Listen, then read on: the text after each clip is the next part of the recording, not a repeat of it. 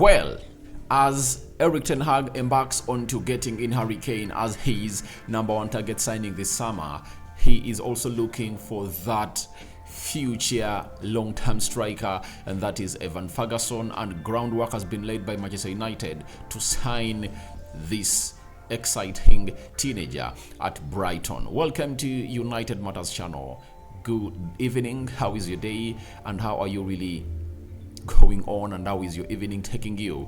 We are discussing Marcus Rashford returning back to training as trained today with Manchester United as we prepare for the match of Chelsea and Dean Henderson yet into the mix, the United correspondent for the Manchester Evening News, that is Samuel Lucas, has come out and given us a very huge report, all update about his future at Manchester United. Smash the like button, comment and share. Let's see close to 200 likes smash on this video, and don't forget to subscribe because we want to hit 13,000 subscribers before the end of this month. Remember, today is 23rd, 8 days left to come to the end of May, and the transfer window will have opened up. So guys, continue to subscribe to this channel and let's continue to spread the love. Now, Sky Sports are the media outlet responsible for the story of Evan Ferguson. They've told us that Man United and Spurs have earmarked Ferguson as a strong candidate to lead their line in the long term, and have laid down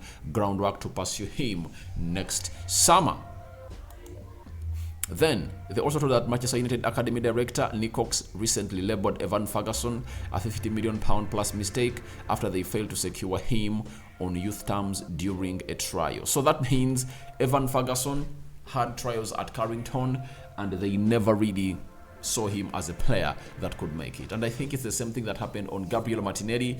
Gabriel Martinelli, at the age of 15, came in at Man United and did trials, and he never passed the trials, and they let him out. He also went to Barcelona, he did trials, and they really told him, you are not fit to make it into our team. So those are mistakes that we really make, as even Ole Gunnar Solskjaer told us that when he was at Molde and having Erling Haaland at the age of 16, he called the board of Manchester United, the scouting team, to come out and really watch Erling Haaland, but they never really responded positively, and he was sold to RB Salzburg. From RB Salzburg to Borussia Dortmund, now at Man City, firing all cylinders. So I cannot blame any team if at all they really failed to scout a player during the trials and then they let him go to another team and obviously becomes what he is. And I think Evan Ferguson has been helped a lot to be at Brighton, where there is no pressure to really mature into the player that all of us are admiring right now. And I really don't agree that would have been the player he is if at all he was at Manchester United, because at United, I don't see more time that would have gone ahead to be given, especially because during his young spells at Manchester United, he would have been managed by managers like Ole Gunnar Solskjaer, who are not good at improving these strikers. If at all you told me that we are going to get the next Evan Ferguson, who is 16, 15 years of age, getting him to the club of Manchester United when Erik ten Hag is here, I would 100% say, all right, we are moving in the right direction. So United are not wanting to sign Evan Ferguson this summer. They want to sign him next summer. They would have gone ahead to want to sign him this summer, but Brighton are really having him on a long contract, and they are willing to offer him an improved contract to see it that he is at Brighton for the next 5 years. Not practically, but on contract. So Evan Ferguson has gone ahead to have an amazing season in the Premier League. If at all you look at his stats, he's really exciting, and I think no young striker has gone ahead to put in performances like those of Evan Ferguson. At the age of 18, he has played 17 Premier League games, scored 6 goals and put in 2 assists. And in the FL Cup, he scored 1 game and 1 assist in 2 games. So he has gone ahead to play 19 games and has scored 7 goals and 3 assists. At the age of 18, performing at that level in the Premier League, that shows you that he's an elite striker that any team would love to have. I see him as a Wayne Rooney. We signed him at the age of 18 from Everton, and he went on to become one of the best players in the world, that is Wayne Rooney. And Evan Ferguson, if United has gone ahead to really identify him next summer, I think we will be good to go. Why? Next summer, would have gotten to know who is really in total control of the club of Manchester United for 1 year. And Erik ten Hag will be working with the new ownership of Manchester United.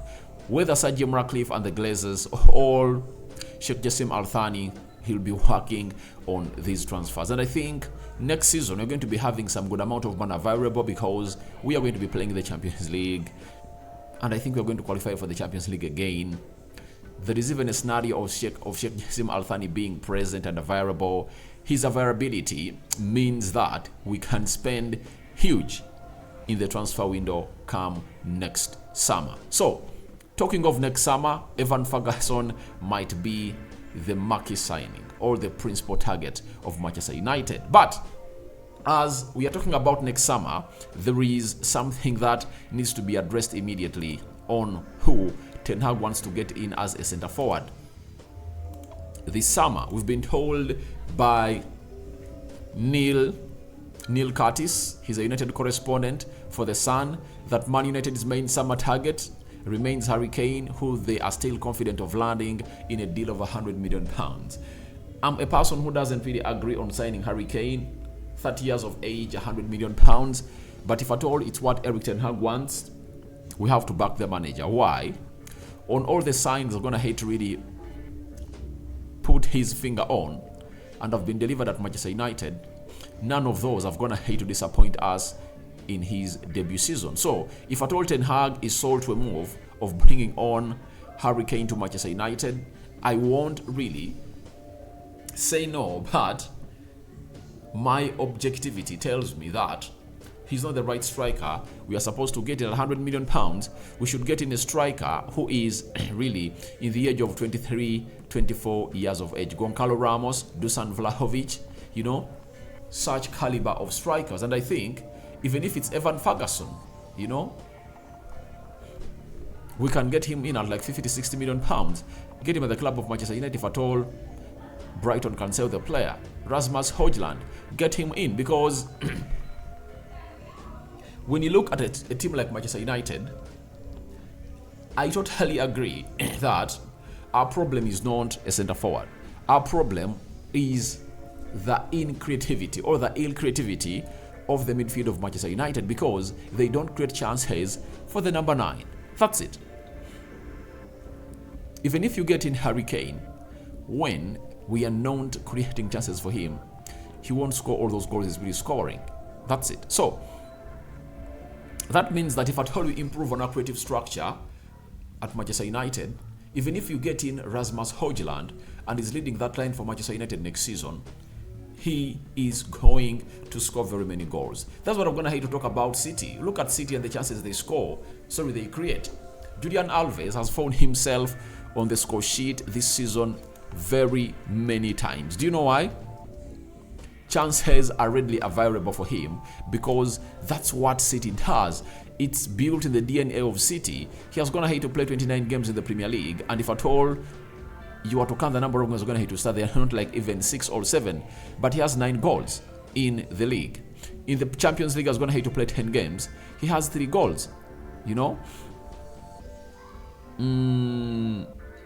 In the EFL Cup, he has 1 goal. So he's having 13 goals this season. That is Julian Alves. So it shows you the beauty of having a creative midfield that will create lots of chances for your number 9. So even if we get in Harry Kane, the solution of goals is not going to be solved if at all we don't improve on the creativity of our midfield in the final third, because that's what makes a striker have numbers.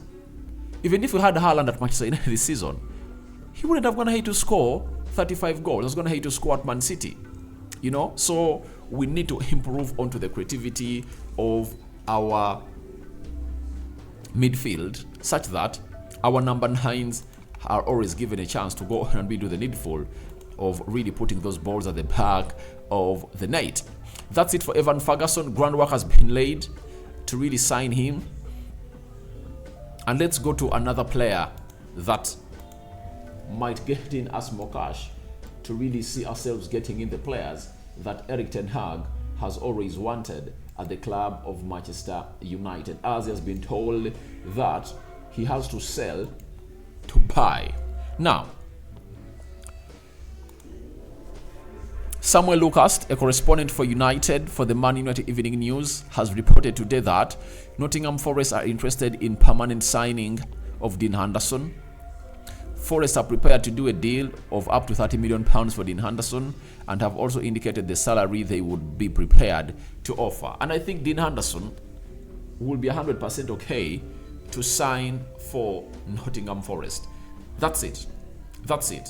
He has been there. He has had a good spell there before he really got an injury on his hip that has kept him out for a very long time until August. But if you are Manchester United, this is a golden opportunity because we are having few players that we want to sell and they're attracting huge attention from the suitors. Now, Dean Henderson is one of those. If at all we can get £30 million for Dean Henderson, that's good.